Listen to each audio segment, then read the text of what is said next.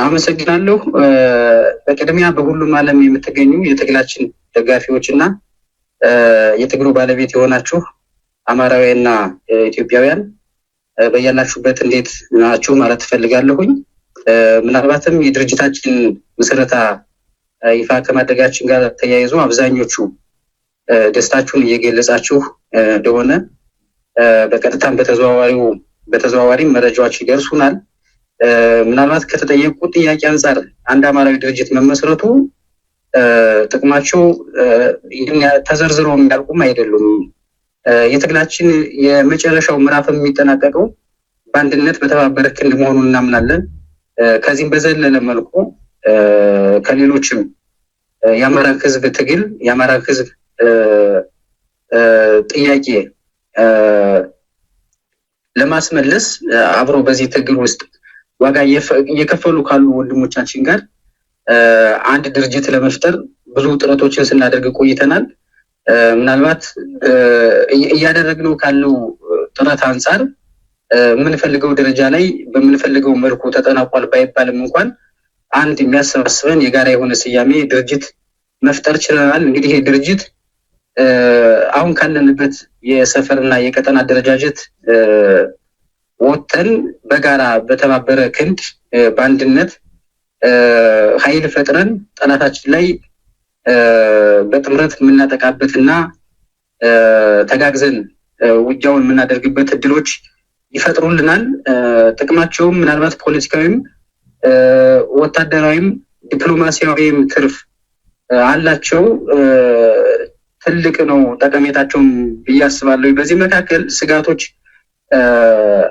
ይነሳሉ። ምናልባት ስጋቶች አሉ። ድርጅቱ አመራሩ ተመርጦ ስላላለቀ ብዙ የሚፈትኑ ነገሮች ወደ መጨረሻውም አካባቢ ምናልባት ከዚህም በበለጠ ሌላ አጣብቂ ውስጥ ሊከቱ የሚችሉ ነገሮች አሉ። የውጭም የውስጥም የየራሱ መሰረታዊ ፍላጎት ያለበት ሂደት ከመሆኑ ጋር በተያያዘ በምንፈልገው መልኩ በምንፈልገው ሁኔታ የምንቋጭበት እድሎች እንዳይጠቡ ሁላችንም ተባብረን በአማራዊ ወንድማማችነት በአማራዊ ባህልና እሴት በአማራዊ ትልቅነት በጋራ ተሳስበን የምንሰራበት ሂደት ካልተገኘ አንዳንድ ስጋቶች የመሪ ምደባው ላይ ሊፈጠሩ የሚችሉ ስጋቶች በእኛም በኩል አሉ። ምናልባት ተስተካክለው ቅርጽ ይዘው ይሄ ከአካባቢያዊ ስሜት ከአካባቢያዊ አስተሳሰብ ከጥላቻ የወጣ አመለካከት ውስጥ መግባት የማንችል ከሆነ ነገሮች ከድርጅቱ ስያሜ የዘለለ ላይሆኑ የሚችሉበት አጋጣሚ ይኖራል ብዬ አስባለሁኝ። እውነት ነው። ምናልባት ብዙ ጊዜ እኔ ማህበራዊ ሚዲያ ላይ ጊዜም ኑሮኝ ሚዲያ ላይ አልከታተልም። እንደዚህ የትግሉ ደጋፊዎች እና ከአንዳንድ ሰዎች ጋር ስንገናኝ እንደዚህ አይነት በተለይ የሆነ የቀጠናን መሰረት ያደረገ አሰላለፎች እና መነታረኮች እንዳሉ እንሰማለን።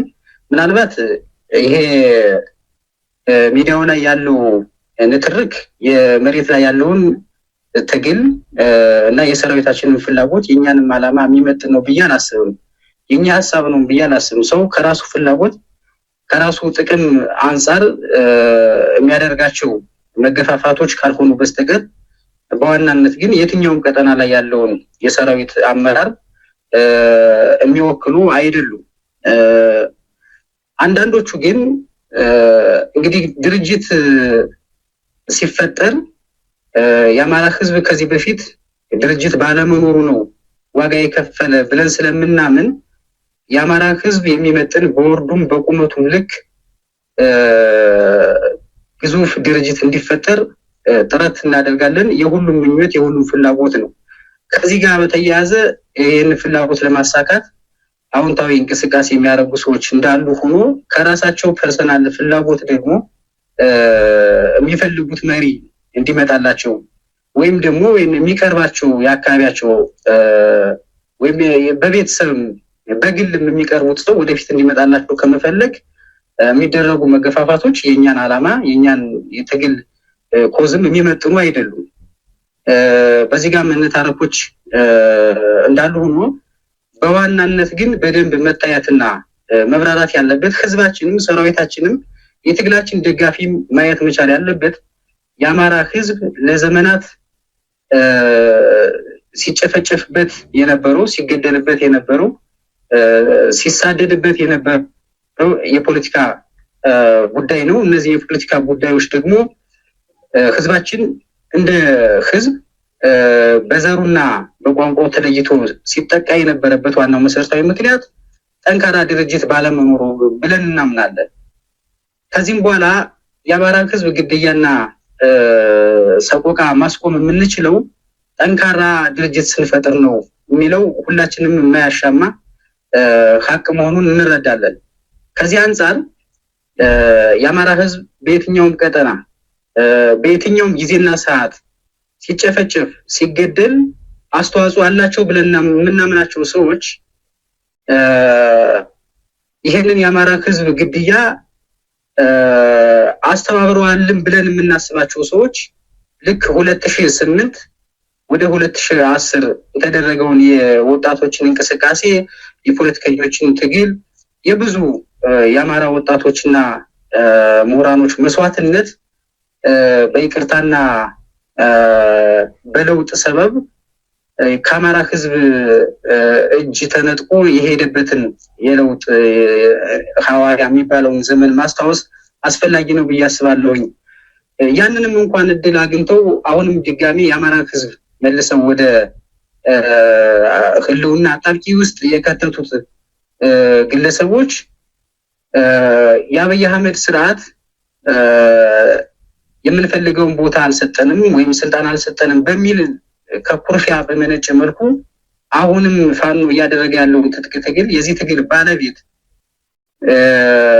እንደው የዚህ አጋዥ ወይም አማካሪም ደጋፊም በመሆን አይደለም፣ የዚህ ትግል ባለቤት ለመሆን ከዚህም እንቅስቃሴዎች እናያለን። ምናልባት እንደ አማራ ፋኖ በጎጃም ወይም እንደ አንድ የአማራ ፋኖ በጎጃም አመራር አሊያም እንደ ግለሰብ የምናገረው የምንታገለውንና የምንታገልለትን መለየት ያስፈልጋል ብዬ አስባለሁ። ከዚህ አንጻር የሚደረጉ ቅድመ መከላከሎች ምናልባት እኛም የምንደግፋቸው እኛም የምንታገልባቸው የትግላችን ነባራዊ ሁኔታዎች ናቸው። ከዚህ በዘለለ የሚደረጉ መገፋፋቶችና መነታረኮች ግን ህዝባችንን ወደ ባሰ አሁን ካለበት የህልውና አጣብቂኝ ወደ ባሰ የጨለማ ዘመን የሚወስዱ ስለሆኑ በጥንቃቄ መታየት አለባቸው ብዬ አስባለሁ። ከላይ ያነሳኋቸውን ነገሮች ታሳቢ በማድረግ ጠንካራ ድርጅት እንዲፈጠር ከተፈለገ የአማራ ህዝብ ይሄ ጦርነት በማሸነፍ ብቻ ህልውናው ይረጋገጣል ማለት አይቻልም። ከዚያም በኋላም ጠንካራ የፖለቲካ አደረጃጀት፣ ጠንካራ ወታደራዊ መዋቅር ሊኖረው ይገባል ብለን እናስባለን። ከዚህ አንጻር ለህዝባችን ጥቅምና ፍላጎት መዛነፍ የማያሳዩ ጠንካራ የሆኑ አመራሮችን አዲስ የዚህ ትግል አብዮት መሪዎች ከፊት እንዲመጡ እንፈልጋለን። በአንድም በሌላም በታሪካቸው ከአማራ ህዝብ ግድያና ጭፍጨፋ አንጻር አብረው የምናውቃቸው ሰዎች ደግሞ የዚህ ትግል ባለቤት እንሆናለን ካሉ ግን ከላይ እንደነገርኩሽ መልካም ይሄ አፋብሃ የአማራ ብሔራዊ ኃይል ውጤታማ መሆኑ ጋር ችግር ሊያጋጥም ይችላል ብዬ ሰጋለሁ። እነዚህ ነገሮች ደግሞ በትኩረት መታየት አለባቸው ብዬ አስባለሁ። ምናልባት የወልቃይትና የራያ ጉዳይ የአማራ ህዝብ የፖለቲካ የመታገያ መስመሮች ናቸው። ወልቃይትና ራያ ብቻ አይደሉም የማንነትና የወሰን ጥያቄዎች፣ ሌሎችም ቀጠናዎች ላይ ደራና መተከልም አሉ። እነዚህንም ታሳቢ ያደረገ ትግል ነው እየታገልን ያለ ነው። ምናልባት ከነዚህ የወሰን ጥያቄዎች መካከል ወልቃይትና ራያን በተባበረ ክንዳችን ሁሉም አማራ ባደረገው ጦርነት ማስመለስ ችለናል። እንግዲህ እነዚህን ወሰኖች ማስመለስም የኛ ስራ ነው። አሁንም ማስከበርም የእያንዳንዱ አማራ ግዴታ ነው ብዬ አስባለሁኝ ብለን እናስባለን። እንደ ድርጅትም እነዚህን የወሰን ጉዳዮች ቀይ መስመሮቻችን ናቸው። ነገር ግን የሆነን ኃይል የሆነን አካባቢ ወይም የሆነን መሪ ለማጥቃት እና ለመዝመት ሲጠቀሙባቸው እናያለን። ምናልባት ተንትነን ለማየት ተንትኖም ለማስረዳት ያክል እንደዚያ የፖለቲካ ምንትን ስለሆኑ ምናልባት በስፋትም መዘርዘር ባይጠበቅብኝም ኦልሞስት ወልቃይት ምናልባት የነ ደመቀ ዘውዱ የገቢ ማሰባሰቢያ ፖለቲካ ሆኗል። አሁን የገንዘብ ምንጭ አድርገውታል። እንደዛም እየተጠቀሙበት ነው እያየነው ያለ ነው። ነገር ግን የሆነ በተለይ ከአማራ ፋኖ በጎጃም ጋር በተያያዘ የአማራ ፋኖ በጎጃም ከህወሓት ጋር እየሰራ ነው ወልቃይትና ራያን አሳልፎ ለመስጠት ነው ሲባል እንሰማለን ብዙ ጊዜ። እንደዛ ብለን በመግለጫም በአጀንዳም በቃልም ገልጸን አናውቅም። እንደዛ አይነት ስምምነትም የለም፣ እንደዛ አይነት ሀሳቤውም የለንም። ምናልባት ከህገ ደንባችን ውስጥ ወልቃይት ራያ መተከልና ደራ የመታገያ መስፈርት ሆነው እያስተማርንባቸውም እየታገልንባቸውም ያሉ ጥያቄዎች ናቸው። ስለዚህ እነዚህን ጥያቄዎች ፐርሰናል በግለሰብ ደረጃና በቀጠና ደረጃ ለማጥቃት ጠላትም የራሳቸው ፍላጎት ያላቸው ሰዎችን ስለሚጠቀሙበት ነው እንጂ ወልቃይትና ራያ የሁላችንም ጥያቄዎች ናቸው። ወልቃይትና ራያ ብቻ አይደለም፣ መተከልና ደራም የሁላችንም ጥያቄዎች መሆኑን በአጽንኦት መግለጽ እፈልጋለሁኝ። የአማራ ፋኖ ብሔራዊ ኃይል ጎጃም ቀጠና ያለው የሰራዊታችን ሁኔታ ከዚህ በፊት የነበሩ ደካማና ጠንካራ ጎኖች በመገምገም ኦልሞስት ሪፎርም በመስራት መዋቅሮችን በመፈተሽ እንቅስቃሴ ላይ ነው ያለነው። የሰራዊታችንን አወቃቀርና የሰራዊታችን አቀማመጥም ለማሻሻልና ለማዘመን ሁላችንም እየሰራ ነው የምንገኘው። ምናልባት ኢንተርናሽናል የወታደራዊ አደረጃጀቶችን በጠበቀ መልኩ የመልሶ ማደራጀት ስራም ለመስራት እንቅስቃሴ እያደረግን ነው ያለነው። ያው የውጊያና የጦርነቱ እንቅስቃሴ ከዚህ በፊት ከነበረን ተጠናክሮ አሁንም በጠላት ላይ እያደረግን ያለነው ውጊያ እንደቀጠለ ነው። ለወደፊትም ተስፋ የሚሰጡ ስራዎችን እየሰራን ያለነው ኦልሞስት በዘመቻ ከዚህም በኋላ ሁሉም የሲቪል አመራሩም ወታደራዊ አመራሩም ማደራጀት ላይ እና አዲስ ሰራዊት ማሰልጠን ላይ በትኩረት ለመስራት ሰፊ ዝግጅት እያደረግን ያለንበት ሁኔታ ላይ ያለ ነው። አመሰግናለሁኝ። አንዳንዶቹ ይህንን ጥያቄ የሚጠይቁት ዝናቡ ማን ነው የሚለው ጥያቄ ሁላቸውም ስለሆነ ይመስለኛል እንደ ሌሎቹ የነበረኝን ታሪክ በደንብ የማያውቁ ሰዎች ዝናቡ ማን ነው የሚለው ሲያስጨንቃቸው ማያለሁኝ። እውነት ለመናገር ግን ህወሓት በ1983 ነው መንበረ ስልጣኑን የተቆጣጠረው። ዝናቡ የተወለደው 1988 ነው። እንግዲህ ምናልባት በ5 ዓመት ልዩነት ነው ትውልድ እንኳን የተወለድኩትኝ ህወሓት ኦልሞስት መንግስት ከሆነ በኋላ ነው። ከዚያም በኋላም ለተወሰነ ጊዜ ያው 18 ዓመት እስከሚሞላኝ ድረስ ነው ትምህርት ቤት የተከታተልኩት። ከ18 ዓመት በኋላ ግን ቀጥታ ህወሓትን ለመዋጋት ወደ ኤርትራ በረሃን የሄድኩት። እንግዲህ እዚያም ከ2006 እስከ 2011 ኤርትራ በረሃን የቆየሁትኝ። ከዚያም ከ2011 በኋላ ጄኔራል አሳምነው ጽጌ ምልሱን ኃይል የማደራጀት ስራ ሲሰራ ጃሬ ልዩ ኃይል ማሰልጠኛ ስልጠና የገባሁኝ ሰው ነኝ። ከዚያ የዘለለ ግን ምንም አይነት ታሪክ ምንም አይነት ባክግራውንድ የለኝም። ህወሓትን በመታገልና በመዋጋት እንጂ የህወሓት አባል ሁኜ በማገልገልም አልታወቅም። ሰው ምናልባት የኔን ማንነት ለማወቅ የሚያስጨንቃቸው ሰዎች እንዳመጡት ጥያቄ አሊያም ደግሞ የኔን ስምና የኔን መልካም ገጽታ ለማበላሸት ከሚፈልጉ ሰዎች የሚመነጭ ሀሳብ ነው። ምናልባት በዚህ ጉዳይ ላይ እንደው ይሄ ሀሳብ ከተነሳ ላይቀር ሰሞኑን ራሱ በጄኔራል ተፈራ ማሞና በሌሎቹ አመራሮች መካከል እኔ ጄኔራል ተፈራ ማሞን ወደ መሪነት እንዳይመጣ የተሳደብኩ እስኪመስል ድረስ ነው ሚዲያ ላይ እየተዘመተ ያለው። እኔ ምናልባት ጄኔራል ተፈራ ማሞን አልሰደብሁም፣ መሪ አይሆንም አላልኩኝም።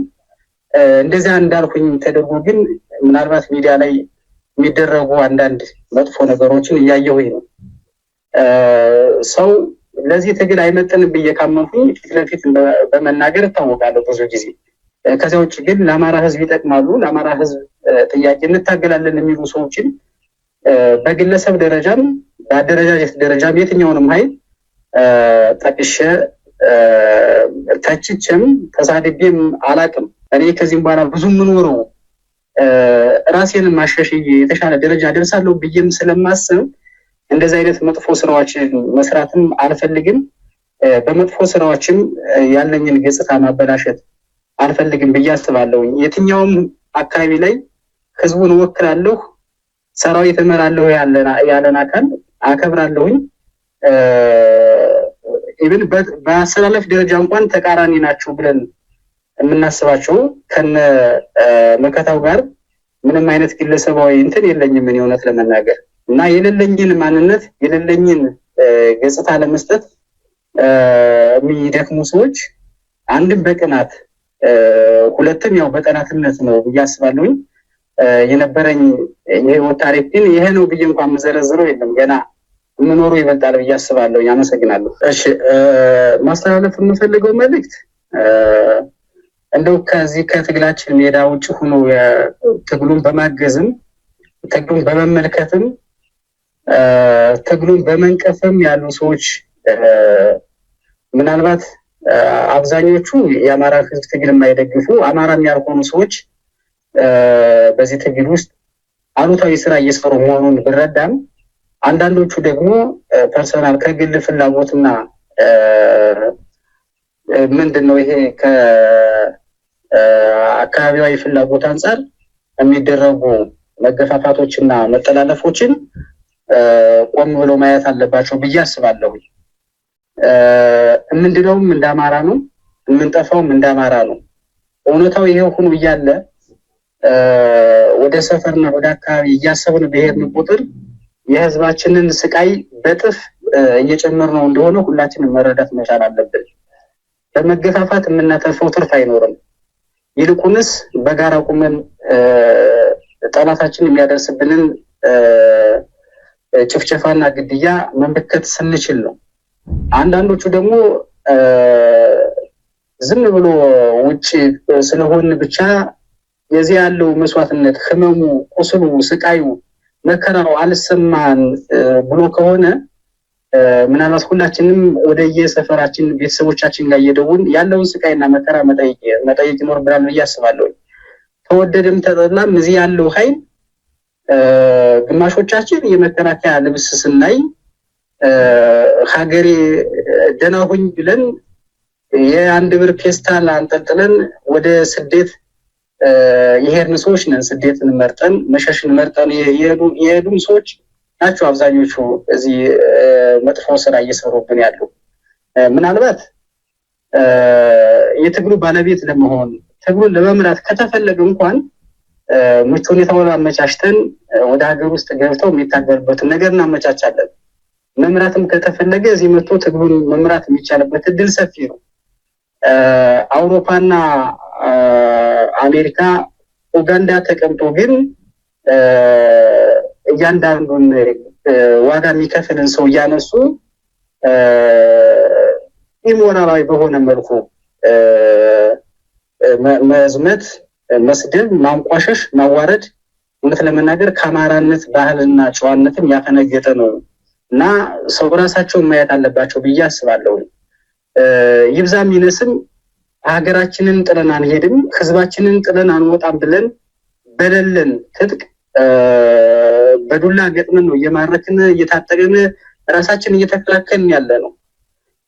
ማንም ለዚህ ትግል እዚህ ግባ የሚባል አስተዋጽኦ ባላበረከተበት ሁኔታ የዚህ ትግል ባለቤት ነኝ በሚል ስሜት ብቻ የሚደረጉ ዘመቻዎች፣ ትችቶች፣ ስድቦች እጅግ ፍጹም መስተካከል ያለባቸው ጉዳዮች ነው። ብዬ አስባለሁ። ከዚያ ውጪ ጎጃም በመወለድ የአማራ ፋኖ በጎጃምን መወከል እንዳልሆነ ሰው መረዳት አለበት። ጎንደርን በመወለድ የጎንደርን አካባቢ አደረጃጀት መወከላለን ማለት አይደለም። በዚያ መስፈርት መታየት መቻል አለበት። ከአማራነት ሚዛን የምንወርድ ከሆነ አማራነት ማማ የምንወርድ ከሆነ ሁላችንም ያው ወደ ገደል አፋፍ እየሄድን መሆኑን ተረድተን ሁላችንም ባለን ክብር ባለን ታላቅነት ጸንተን ይህንን ታላቅ ህዝብ ለነጻነት ማብቃት አለብን ብዬ አስባለሁኝ።